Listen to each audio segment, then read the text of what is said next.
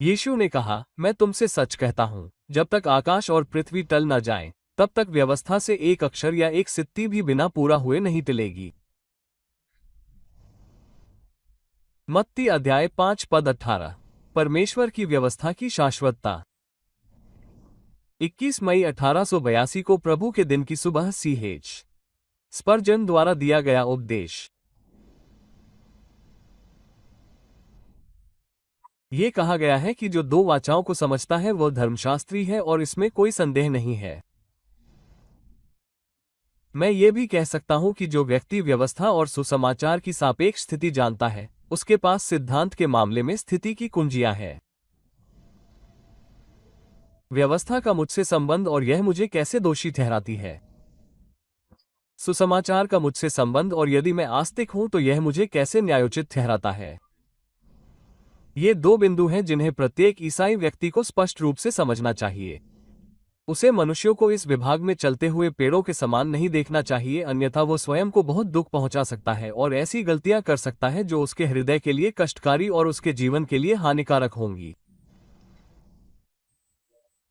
कानून और धर्म का मिश्रण बनाना ऐसी शिक्षा देना है जो न तो कानून है और न धर्म का, बल्कि दोनों के विपरीत है।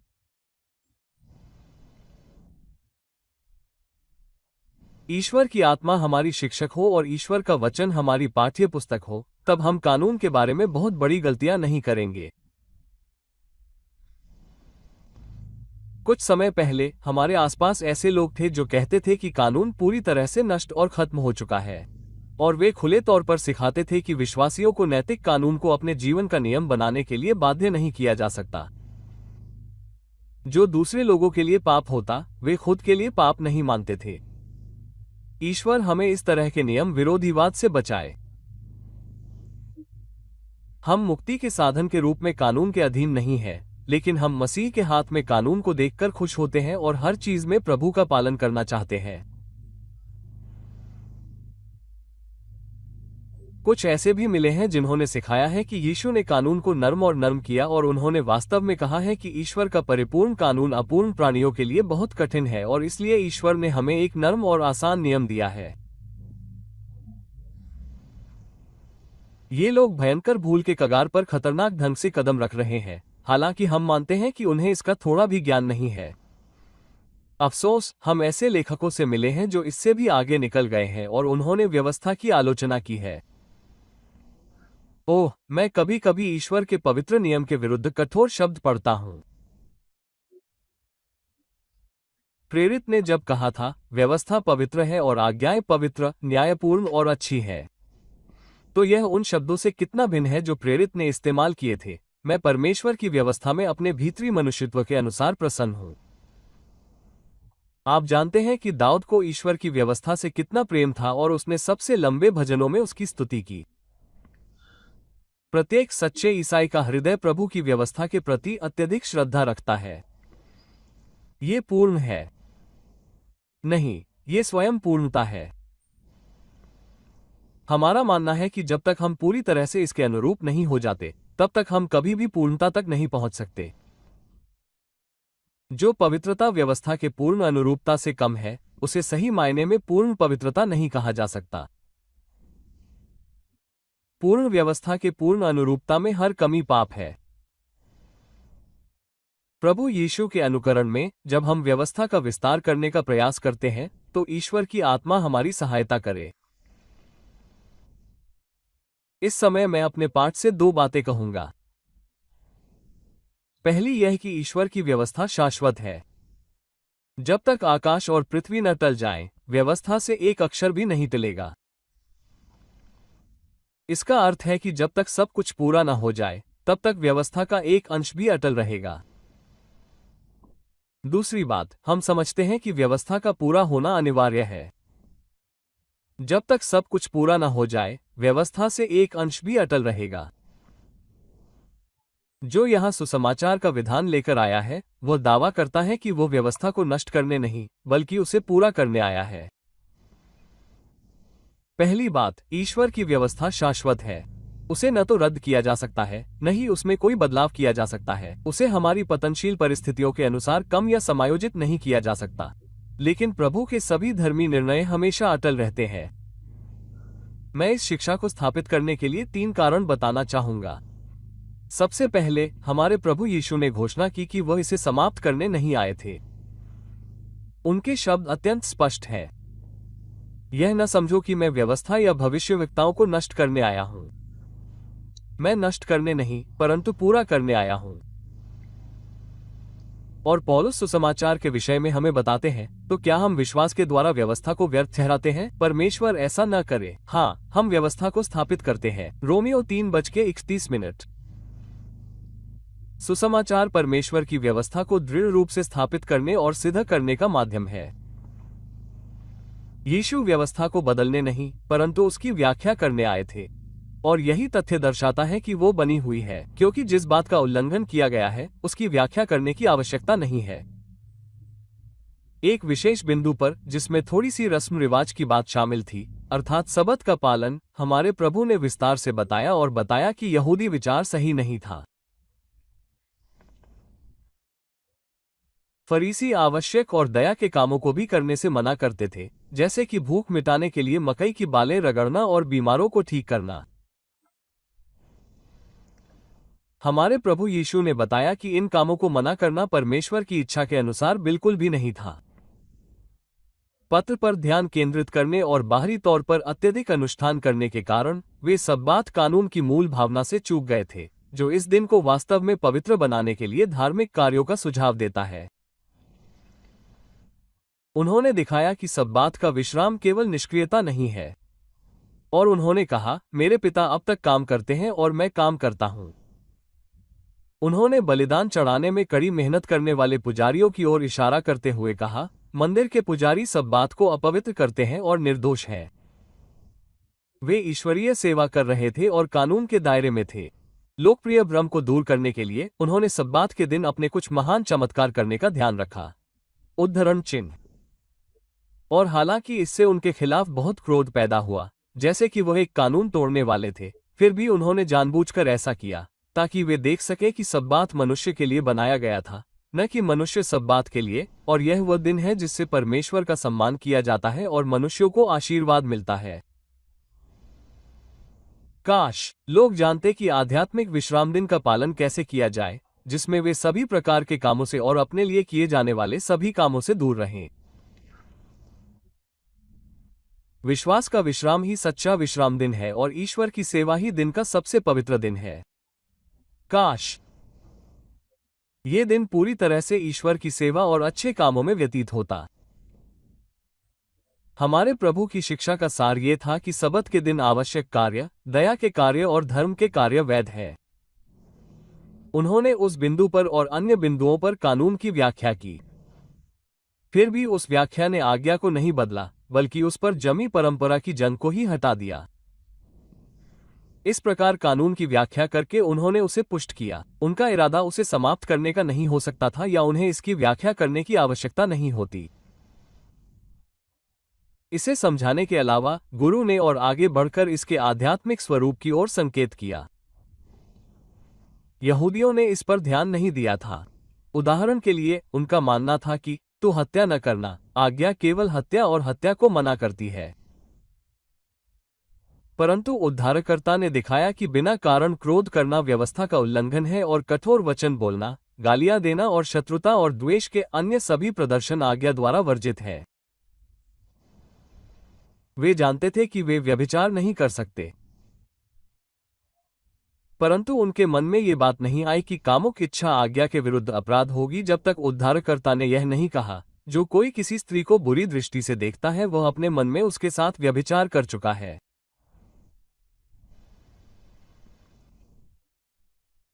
उसने दिखाया कि बुरे विचार पाप है, अशुद्ध कल्पना हृदय को दूषित करती है, अभाव और कामना परमप्रधान की दृष्टि में अपराध है।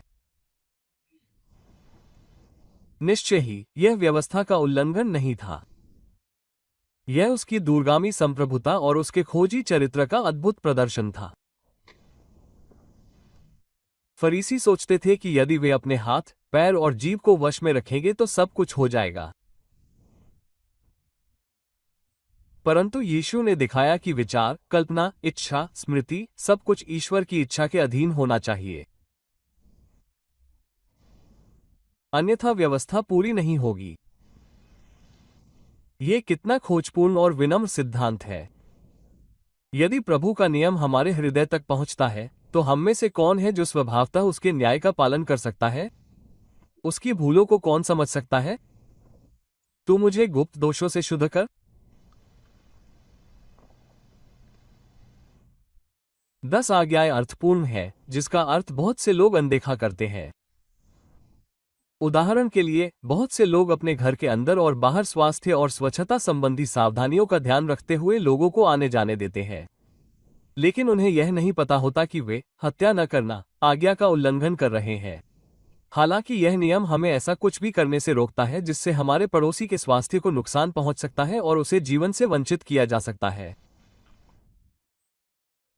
बहुत सी घातक निर्मित वस्तुएं, बहुत सी खराब हवादार दुकानें, बहुत से व्यवसाय जिनमें बहुत अधिक समय तक काम होता है, इस आज्ञा का घोर उल्लंघन है।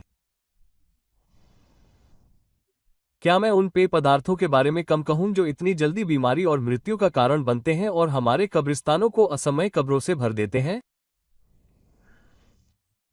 इसी तरह एक अन्य आज्ञा के संदर्भ में कुछ लोग ऐसे गीत और कहानियां गाते हैं जो अशुद्धता का सूचक है। मेरी इच्छा है कि यह इतना सामान्य न हो जितना कि यह है।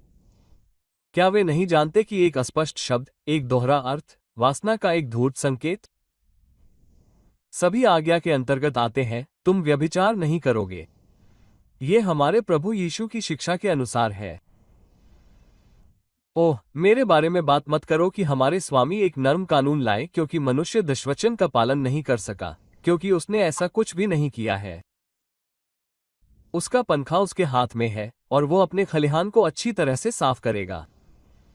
उसके आने के दिन का कौन सामना कर सकता है? क्योंकि वो एक तेल शोधक की आग और एक फुलके साबुन की तरह है। हमें ये सपना देखने की हिम्मत नहीं करनी चाहिए कि भगवान ने हमें एक परिपूर्ण कानून दिया है जिसका हम गरीब प्राणी पालन नहीं कर सकते हैं, और इसलिए उसने अपने विधान को सही किया है और हमें एक नर्म अनुशासन के तहत रखने के लिए अपने बेटे को भेजा है। ऐसा कुछ भी नहीं है। प्रभु यीशु मसीह ने इसके विपरीत दिखाया है कि कानून हमारे भीतर कितनी बारीकी से घिरा हुआ है और प्रवेश करता है, ताकि हमें भीतर के पापों का दोषी ठहराया जा सके, भले ही हम बाहर से साफ दिखते हों। आमीन। ये कानून महान है। मैं इसे प्राप्त नहीं कर सकता। ये हर जगह मुझे घेरे हुए है। यह मेरे बिस्तर और बिस्तर तक मेरा पीछा करता है। यह मेरे कदमों का अनुसरण करता है और जहां भी मैं हूं, मेरे रास्तों को चिन्हित करता है। ये हर पल शासन करना और आज्ञाकारिता की मांग करना बंद नहीं करता। हे ईश्वर, मैं हर जगह दोषी हूं, क्योंकि हर जगह कानून मुझे धार्मिकता के मार्ग से मेरे गंभीर विचलन को प्रकट करता है और मुझे दिखाता है कि मैं आपकी महिमा से कितना दूर हूं।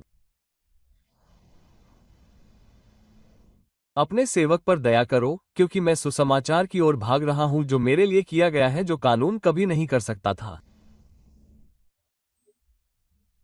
मसीह द्वारा कानून को पूरा होते देखना और उसकी क्षमा करने वाली वाणी को सुनना एक दास को एक बच्चे में और कर्तव्य को चुनाव में बदल देता है।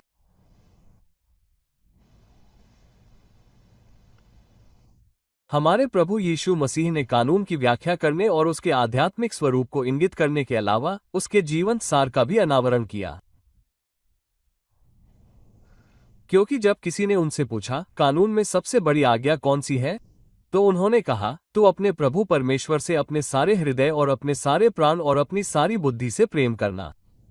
ये पहली और महान आज्ञा है, और दूसरी इसके समान है, तू अपने पड़ोसी से अपने समान प्रेम करना। इन दो आज्ञाओं पर ही संपूर्ण व्यवस्था और भविष्यवक्ताओं का आधार है। दूसरे शब्दों में, उसने हमें बताया है कि संपूर्ण व्यवस्था इसी में पूरी हो जाती है। तू प्रेम करेगा।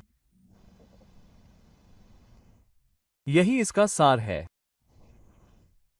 क्या कोई मुझसे ये कहेगा, देखिए, 10 आज्ञाओं के स्थान पर हमें 2 आज्ञाएं मिली हैं, और ये बहुत सरल है? मैं उत्तर देता हूं कि व्यवस्था का ये पाठ बिल्कुल भी सरल नहीं है। ऐसी टिप्पणी विचार और अनुभव की कमी दर्शाती है। ये 2 आज्ञाएं 10 आज्ञाओं को उनकी संपूर्णता में समाहित करती हैं और इन्हें उनमें से एक अक्षर या अंश को मिटाना नहीं माना जा सकता। 10 आज्ञाओं में जो भी कठिनाइयां हैं वे दोनों आज्ञाओं में समान रूप से पाई जाती हैं, जो उनका सार और सार है। यदि आप ईश्वर से अपने संपूर्ण हृदय से प्रेम करते हैं तो आपको पहली मेज पर रहना चाहिए, और यदि आप अपने पड़ोसी से अपने समान प्रेम करते हैं तो आपको दूसरी मेज पर रहना चाहिए। यदि कोई यह समझता है कि प्रेम की व्यवस्था मनुष्य की पतनशील स्थिति के लिए नैतिक नियम का एक अनुकूलन है, तो वे मैं केवल इतना कह सकता हूं कि यह कथित अनुकूलन मूल व्यवस्था से अधिक हमारे अनुकूल नहीं है। यदि कठिनाई में कोई अंतर हो सकता है तो 2 की तुलना में 10 को रखना आसान हो सकता है, क्योंकि यदि हम अक्षर से अधिक गहराई में न जाएं, तो 2 अधिक सटीक हैं क्योंकि वे हृदय, आत्मा और मन से संबंधित हैं। 10 आज्ञाओं का अर्थ वो सब है जो 2 व्यक्त करते हैं। लेकिन अगर हम इसे भूल जाते हैं और केवल उनके शब्दों को देखते हैं, तो मैं कहता हूं कि किसी व्यक्ति के लिए ईश्वर से पूरे हृदय, पूरी आत्मा, पूरे मन और पूरी शक्ति से प्रेम करना और अपने पड़ोसी से अपने समान प्रेम करना, हत्या, चोरी और झूठी गवाही से दूर रहने से भी कठिन है। इसलिए मसीह ने हमारी लाचारी को पूरा करने के लिए कानून को कम या बिल्कुल भी कम नहीं किया है।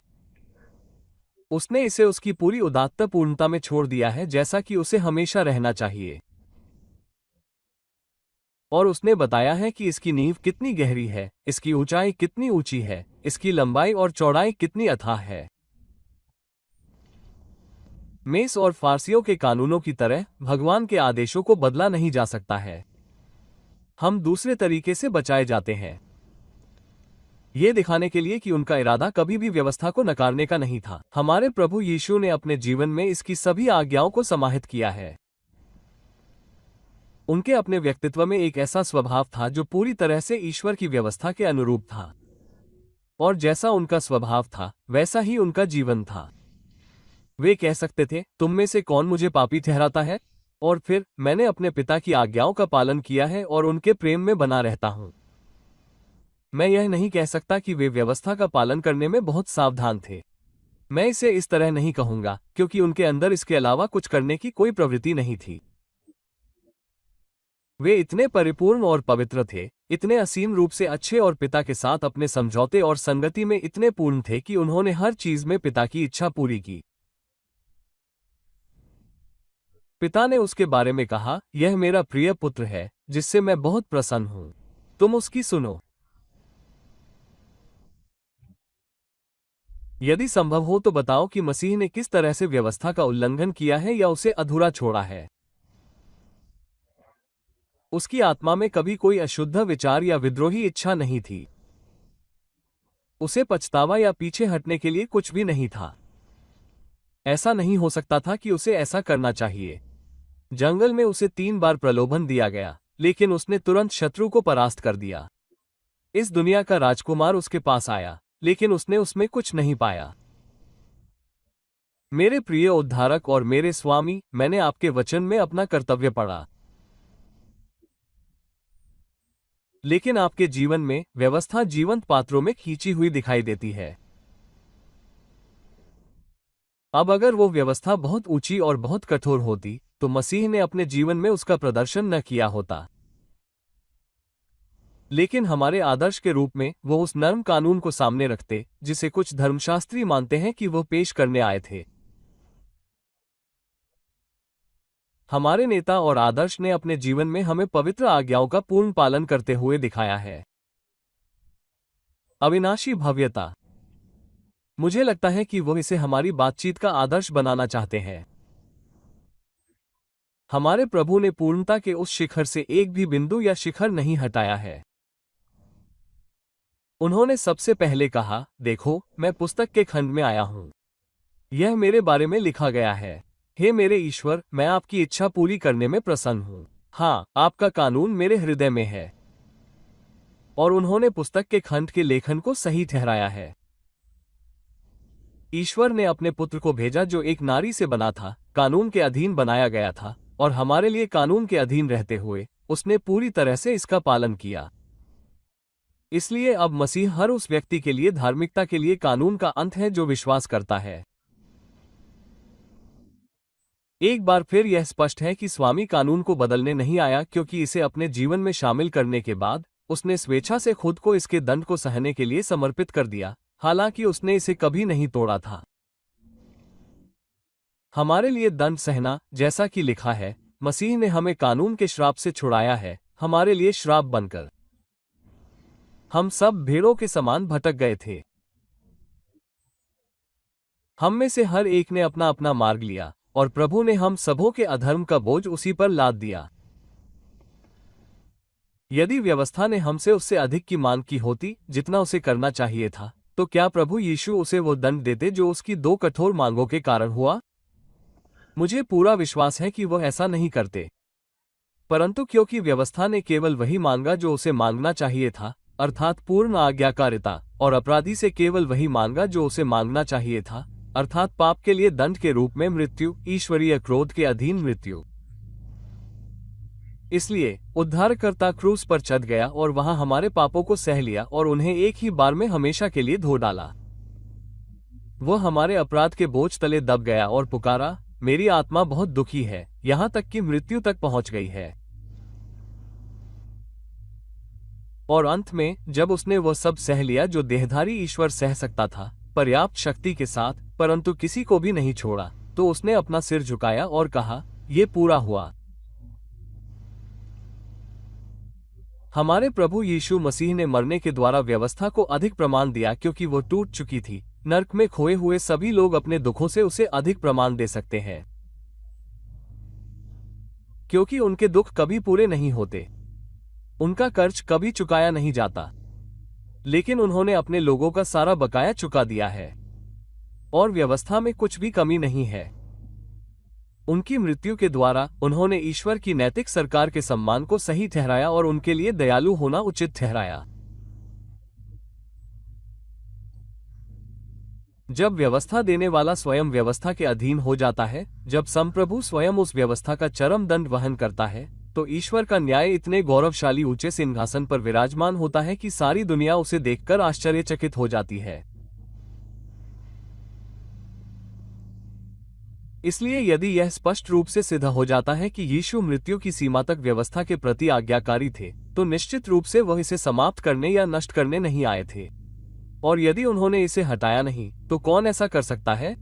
यदि उन्होंने घोषणा की कि वे इसे स्थापित करने आए हैं, तो कौन इसे उखाड़ सकता है? लेकिन दूसरी बात, ईश्वर का नियम अपने स्वभाव से ही शाश्वत होना चाहिए। क्योंकि क्या ऐसा नहीं है, जैसे ही आप इस पर विचार करते हैं, ये बात आपके ध्यान में आ जाती है कि सही को हमेशा सही होना चाहिए, सत्य को हमेशा सत्य होना चाहिए और पवित्रता को हमेशा पवित्रता ही होना चाहिए। सिनाई में 10 आज्ञाओं के प्रकाशित होने से पहले ईश्वर की सृष्टि होने की आवश्यकता के कारण मनुष्यों पर सही और गलत का वही नियम लागू था। एक भी आज्ञा के शब्दों में आने से पहले सही हमेशा सही था। जब आदम बगीचे में था, तो यह हमेशा सही था कि वह अपने निर्माता से प्रेम करे, और यह हमेशा गलत होता अगर वह अपने ईश्वर के साथ विपरीत उद्देश्य रखता। और इससे कोई फर्क नहीं पड़ता कि इस दुनिया में क्या होता है या ब्रह्मांड में क्या बदलाव आते हैं। झूठ बोलना या व्यभिचार करना या हत्या या चोरी करना या किसी मूर्ति देवता की पूजा करना कभी भी सही नहीं हो सकता। मैं यह नहीं कहूंगा कि सही और गलत के सिद्धांत ईश्वर की तरह पूर्ण रूप से स्वयं सिद्ध है, लेकिन मैं ये जरूर कहता हूं कि मैं ईश्वर के स्वयं के अस्तित्व को उसके हमेशा पवित्र और हमेशा सत्य होने के अलावा नहीं समझ सकता। इसलिए सही और गलत का विचार मुझे अनिवार्य रूप से स्थायी लगता है और इसे बदला नहीं जा सकता। आप सही को निचले स्तर पर नहीं ला सकते, इसे हमेशा वहीं रहना चाहिए जहां ये है। सही है, सत्य सनातन है और गलत नहीं हो सकता। आप गलत को उठाकर कुछ हद तक सही नहीं बना सकते। जब तक दुनिया है तब तक वो गलत ही होगी। स्वर्ग और पृथ्वी बीत सकते हैं, लेकिन नैतिक कानून का एक छोटा सा अक्षर या उच्चारण भी नहीं बदल सकता। आत्मा में कानून शाश्वत है। मान लीजिए कि एक पल के लिए कानून को नर्म या नर्म करना संभव हो। ये कैसे होगा? मैं स्वीकार करता हूं कि मैं नहीं जानता और कल्पना भी नहीं कर सकता। यदि यह पूरी तरह से पवित्र है, तो इसे अपूर्ण बनाए बिना कैसे बदला जा सकता है? क्या आप ऐसा चाहेंगे? क्या आप अपूर्ण कानून वाले भगवान की पूजा कर सकते हैं? क्या ये कभी सच हो सकता है कि भगवान ने हम पर एहसान करने के लिए हमें एक अपूर्ण कानून के अधीन कर दिया है? क्या यह एक आशीर्वाद या अभिशाप होगा? कुछ लोगों का कहना है कि मनुष्य एक परिपूर्ण कानून का पालन नहीं कर सकता है और भगवान यह नहीं चाहते कि वह ऐसा करे। कुछ आधुनिक धर्मशास्त्रियों ने, मुझे आशा है कि अनजाने में ये सिखाया है। क्या भगवान ने एक अपूर्ण कानून जारी किया है? ये पहली अपूर्ण चीज है जिसे मैंने कभी उनके द्वारा बनाए जाने के बारे में सुना है। क्या यह इस बात पर आता है कि आखिरकार सुसमाचार एक घोषणा है कि भगवान एक विकृत कानून के पालन से संतुष्ट होने जा रहे हैं? भगवान न करे। मैं कहता हूं कि हम नष्ट हो जाएं। ये बेहतर है कि उसके कानून नष्ट हो जाएं। ये कितना भी भयानक क्यों ना हो, ये ब्रह्मांड की शांति की नींव है और इसका हर हाल में सम्मान किया जाना चाहिए। ये सब खत्म हो गया। जब पवित्र आत्मा की शक्ति ने मुझे पाप के बारे में आश्वस्त किया, तो मुझे ईश्वर के कानून के प्रति इतना गहरा भय महसूस हुआ कि मुझे अच्छी तरह याद है जब मैं एक दोषी पापी के रूप में उसके नीचे दबा हुआ था। फिर भी मैंने कानून की प्रशंसा और महिमा की। मैं नहीं चाहता था कि मेरे लिए वो परिपूर्ण कानून बदल दिया जाए, बल्कि मुझे लगा कि अगर मेरी आत्मा को सबसे निचले नरक में भेज दिया जाता है, तो भी भगवान को उसके न्याय के लिए प्रशंसा करनी चाहिए और उसके कानून को उसकी पूर्णता के लिए सम्मान दिया जाना चाहिए। मैं अपनी आत्मा को बचाने के लिए भी इसे बदलना नहीं चाहता। भाइयों, प्रभु का कानून कायम रहना चाहिए, क्योंकि यह परिपूर्ण है और इसलिए इसमें क्षय या परिवर्तन का कोई तत्व नहीं है। ईश्वर का कानून उससे अधिक नहीं है जो ईश्वर हमसे सबसे अधिक न्यायसंगत रूप से मांग सकता है। अगर ईश्वर हमें अधिक सहनशील कानून देने वाला था, तो यह उसकी ओर से एक स्वीकारोक्ति होगी कि उसने शुरू में बहुत अधिक मांग की थी। क्या ऐसा हो सकता है? माना जा सकता है? क्या उस दुष्ट और आलसी नौकर के कथन का कोई औचित्य था जब उसने कहा, मैं तुमसे डरता था क्योंकि तुम एक कठोर व्यक्ति हो?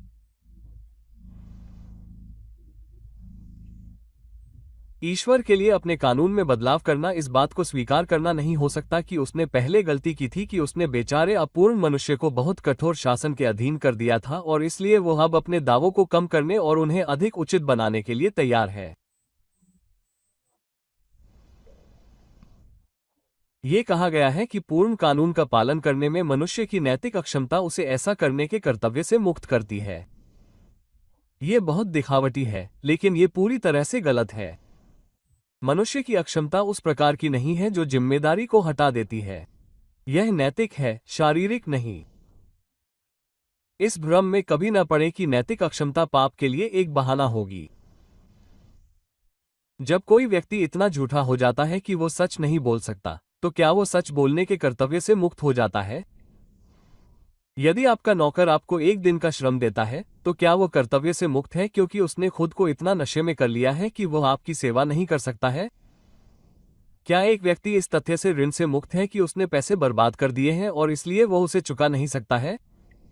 क्या एक कामुक व्यक्ति अपने जुनून को पूरा करने के लिए स्वतंत्र है क्योंकि वो सुंदरता को नहीं समझ सकता है पवित्रता?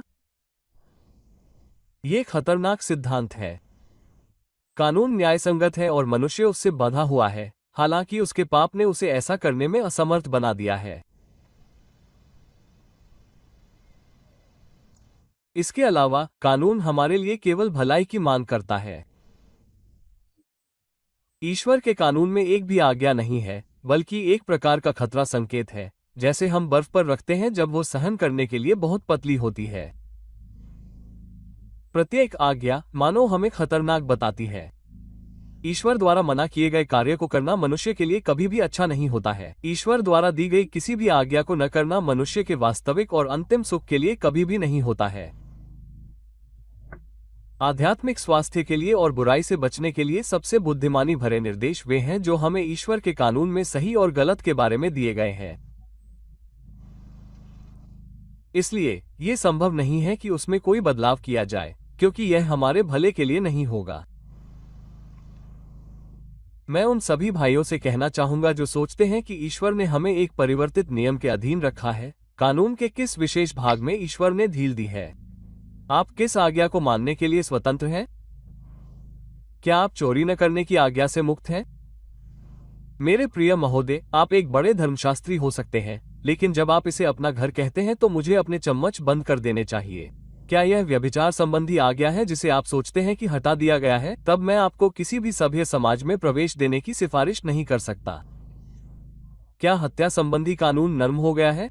तब मैं आपकी संगति के बजाय आपके कमरे में रहना पसंद करूंगा।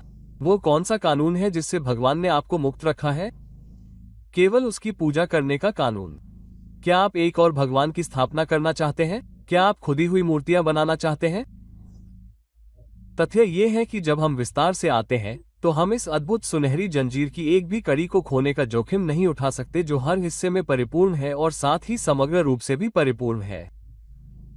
कानून पूरी तरह से पूर्ण है और आप इसमें न तो कुछ जोड़ सकते हैं और न ही कुछ घटा सकते हैं, क्योंकि जो कोई भी पूरी व्यवस्था का पालन करता है लेकिन एक बात में चूक जाता है, वो सभी बातों का दोषी है। क्योंकि जिसने कहा व्यभिचार न करना, उसने ये भी कहा कि हत्या न करना।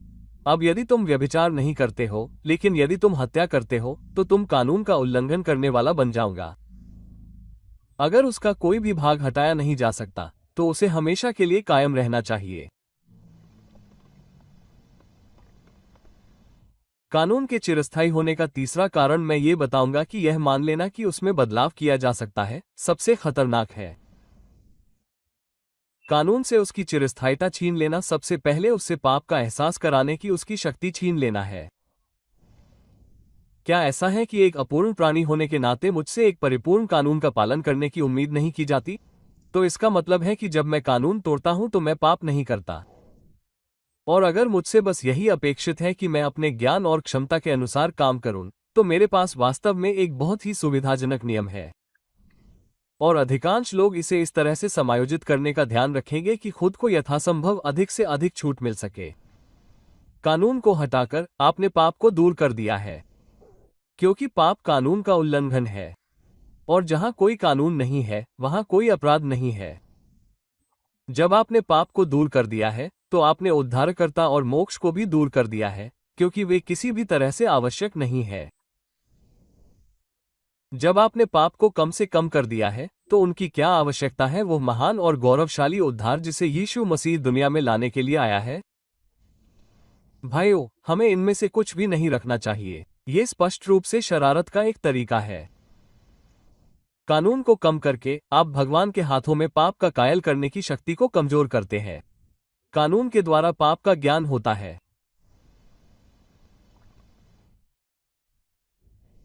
ये हमें हमारे दाग दिखाता है और यह सबसे उपयोगी चीज है, हालांकि सुसमाचार के अलावा कुछ भी उन्हें धो नहीं सकता है। स्वर्ग की मेरी आशा दृढ़ और उज्ज्वल थी, लेकिन जब से उपदेश एक कायल करने वाली शक्ति और प्रकाश के साथ आया, मुझे पता चला कि मैं कितना नीच हूं। मेरे अपराध पहले बहुत छोटे लगते थे, जब तक कि मैंने भयानक रूप से नहीं देखा कि आपका शाश्वत कानून कितना परिपूर्ण, पवित्र, न्यायपूर्ण और निर्मल है। तब मेरी आत्मा को भारी बोझ महसूस हुआ। मेरे पाप फिर से जीवित हो उठे। मैंने एक भयानक भगवान को उकसाया था और मेरी सारी आशाएं मर गईं।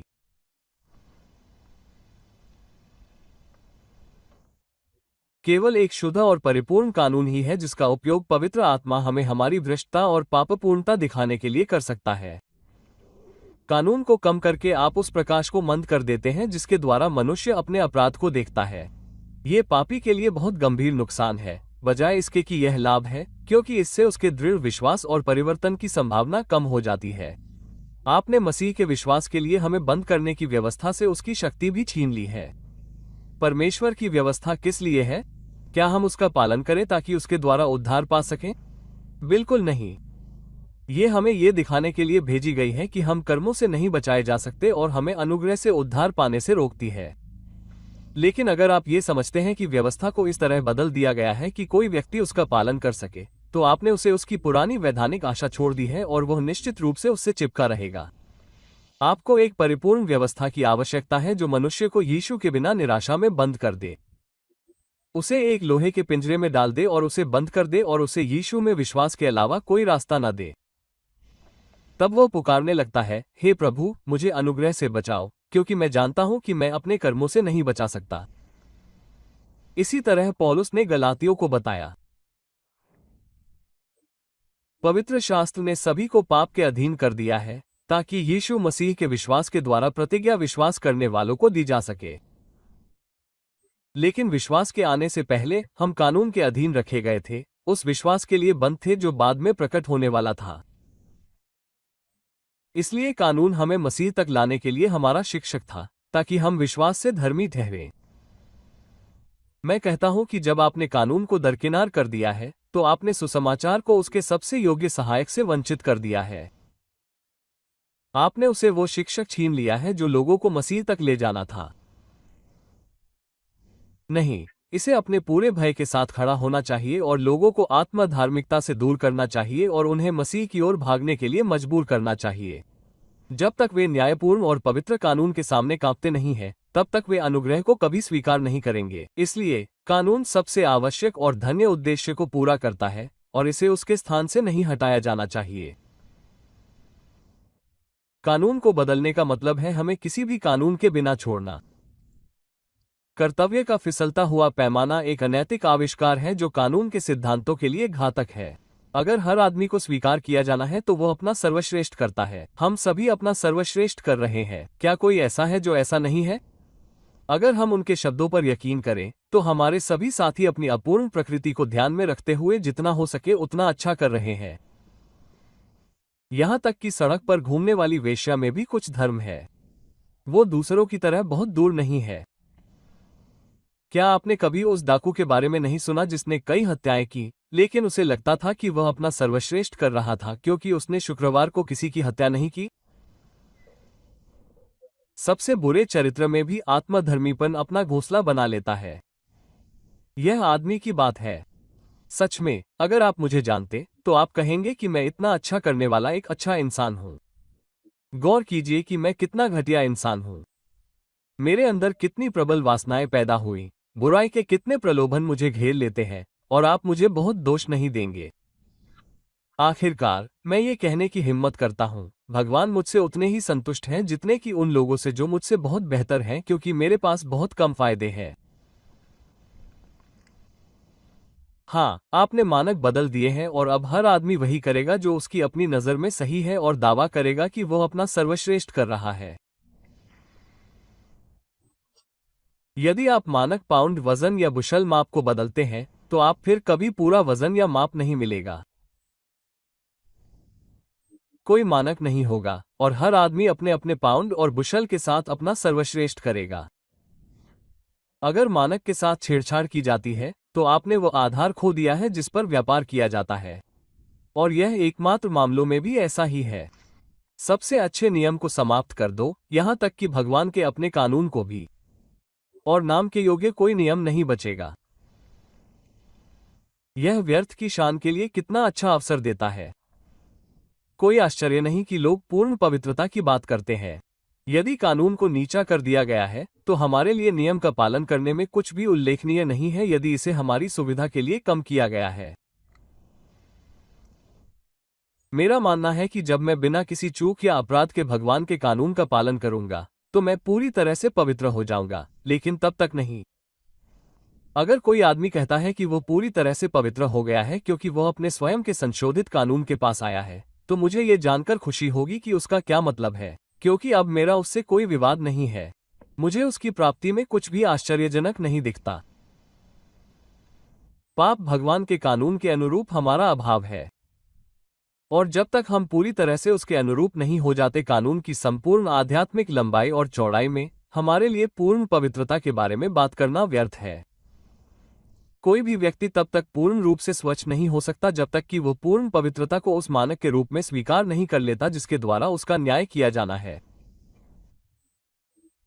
जब तक हम में पूर्ण कानून की कमी है, हम पूर्ण नहीं है। ये कितना विनम्र सत्य है।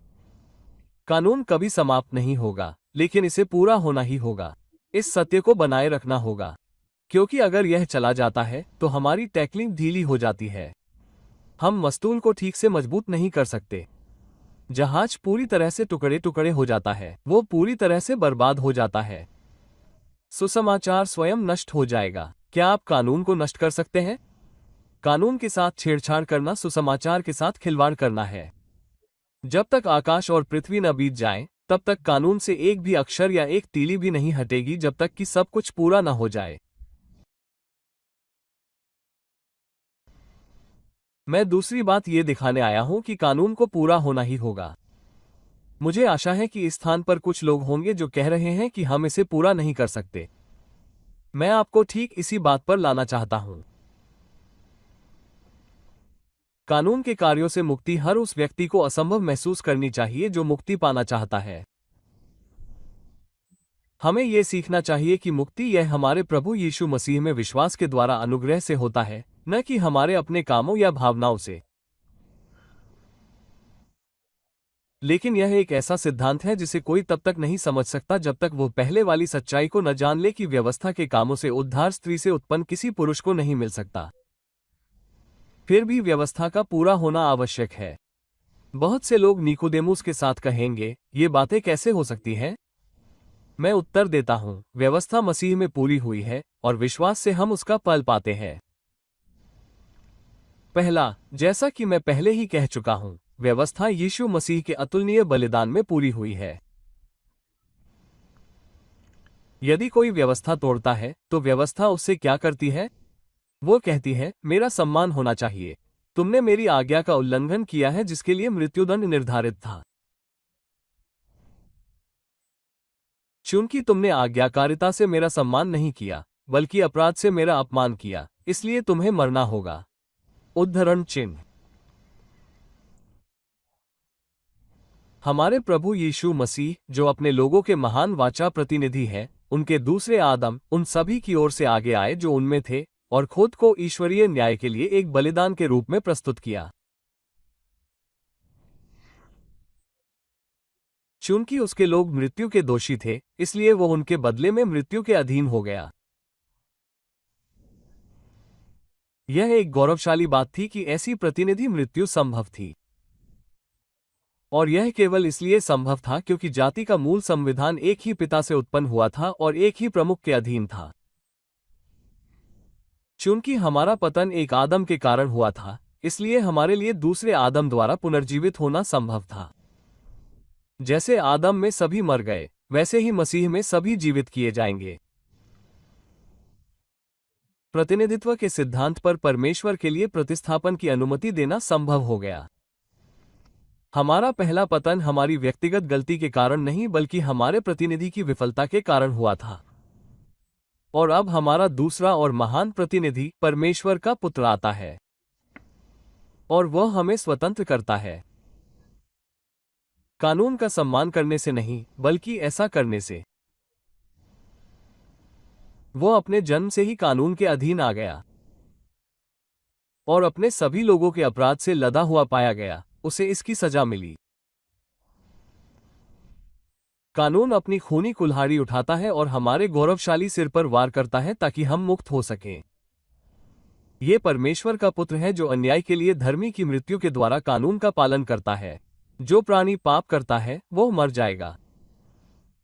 मृत्यु की मांग की गई है और मसीह में मृत्यु प्रस्तुत की गई है। जीवन के बदले जीवन दिया गया है। मनुष्यों के खराब जीवन के बदले एक असीम रूप से मूल्यवान जीवन।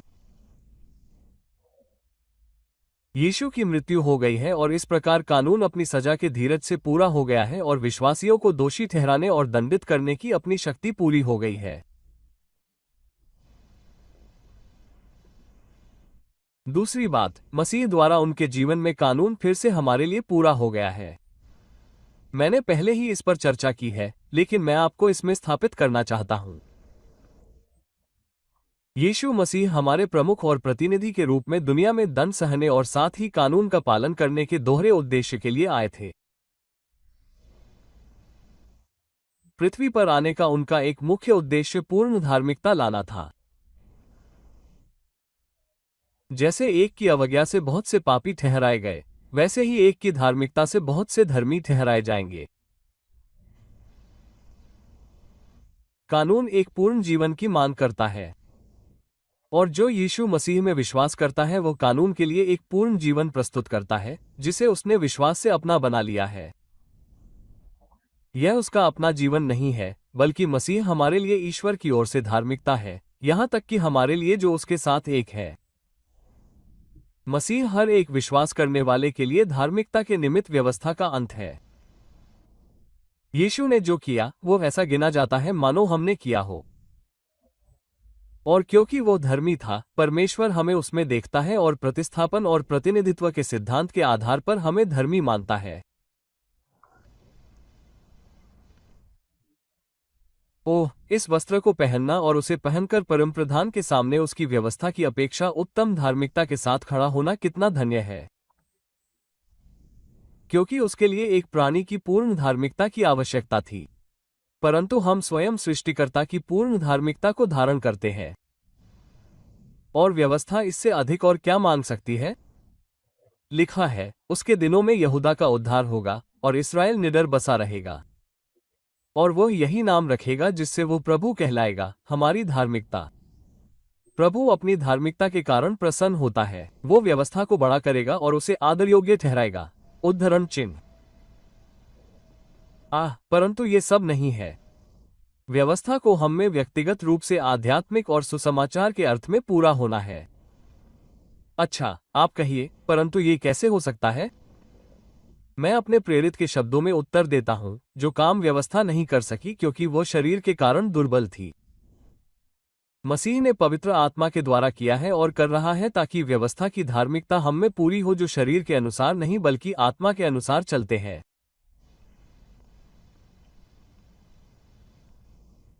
नया जन्म एक ऐसा कार्य है जिसके द्वारा व्यवस्था पूरी होती है। और जब मनुष्य का पुनर्जन्म होता है तो उसमें एक नया स्वभाव आ जाता है जो परमेश्वर की व्यवस्था से प्रेम करता है और उसके अनुरूप होता है। नया स्वभाव जिसे परमेश्वर प्रत्येक विश्वासी में उसके पुनर्जन्म के समय डालता है, पाप करने में असमर्थ होता है। वो पाप नहीं कर सकता क्योंकि वो परमेश्वर से उत्पन्न होता है। वो नया स्वभाव शाश्वत पिता की संतान है और परमेश्वर की आत्मा उसमें निवास करती है और उसके साथ रहती है और उसे शक्ति देती है। वह प्रकाश है, वह पवित्रता है। ये पवित्र शास्त्र के अनुसार जीवित और अविनाशी बीज है जो हमेशा जीवित रहता है और बना रहता है। यदि अविनाशी है तो वो पाप रहित है, क्योंकि पाप भ्रष्टाचार है और वो जिस चीज को छूता है उसे भ्रष्ट कर देता है। प्रेरित पौलुस ने अपने आंतरिक संघर्षों का वर्णन करते हुए दिखाया कि वो स्वयं अपने वास्तविक और सर्वोत्तम स्वरूप में व्यवस्था का पालन करता था, क्योंकि वो कहता है, तो फिर मैं मन से परमेश्वर की व्यवस्था का पालन करता हूँ। रोमियो 7 में उसने व्यवस्था को अच्छा माना, जिससे पता चलता है कि वो व्यवस्था के पक्ष में था। और यद्यपि उसके अंगों में निवास करने वाले पाप ने उसे अपराध में ले जाया, फिर भी उसकी नई प्रकृति ने उसे अनुमति नहीं दी, बल्कि उससे नफरत की और उसे गुलामी में रहने वाले के रूप में उसके खिलाफ चिल्लाया। नवजात आत्मा प्रभु की व्यवस्था में प्रसन्न होती है, और उसके भीतर एक बुझने वाला जीवन है जो पूर्णता की आकांक्षा रखता है और तब तक कभी आराम नहीं करेगा जब तक कि वह परमेश्वर को पूर्ण आज्ञाकारिता नहीं देता और स्वयं परमेश्वर के समान नहीं हो जाता।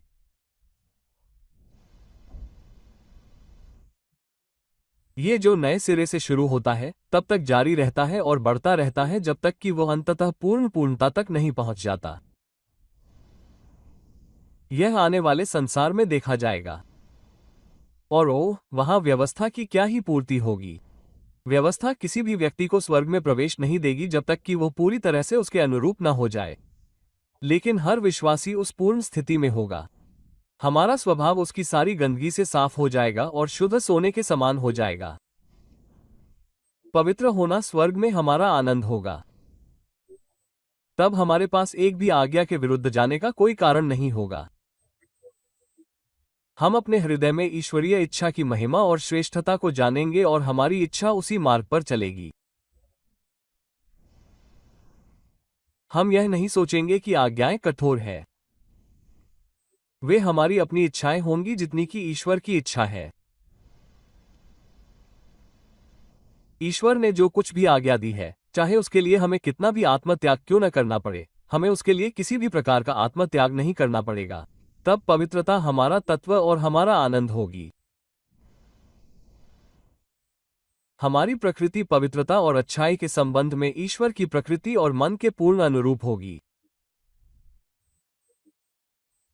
और तब व्यवस्था हम में पूरी होगी और हम अपने वस्त्र मेमने के रक्त से धोकर और उन्हें श्वेत करके ईश्वर के सामने खड़े होंगे, और साथ ही हम पर कोई दाग, झुर्रियां या ऐसी कोई चीज नहीं होगी। तब प्रभु की व्यवस्था हमारे अंतरतम में अनंत काल तक प्रतिष्ठित रहेगी। ओह, हम उसमें कितने आनंदित होंगे! हम अभी अपने भीतरी मनुष्यत्व के कारण इसमें आनंदित हैं, लेकिन तब हम अपने पुनर्जीवित शरीरों के कारण इसमें आनंदित होंगे, जो हमेशा हमेशा के लिए ईश्वर के लिए धार्मिकता के साधन के रूप में आकर्षक होंगे। उन पुनर्जीवित शरीरों की कोई भूख, कोई कमी या आवश्यकता तब आत्मा को भटका नहीं पाएगी, बल्कि हमारा पूरा शरीर, आत्मा और मन पूरी तरह से दिव्य मन के अनुरूप होंगे। आइए हम इसके लिए तरसें और तड़पें। हम इसे यीशु पर विश्वास किए बिना कभी नहीं पा सकते।